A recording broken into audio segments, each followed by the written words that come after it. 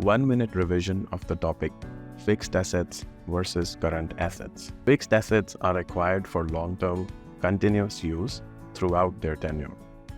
Current assets are acquired for short-term and used for trading reasons.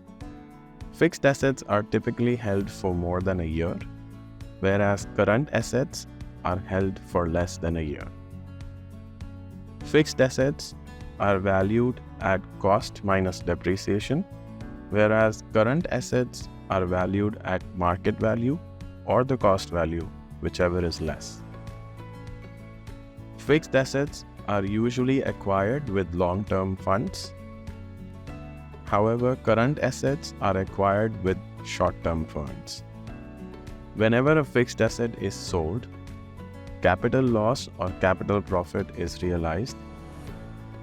When a current asset is sold, an operating gain or operating loss is realized.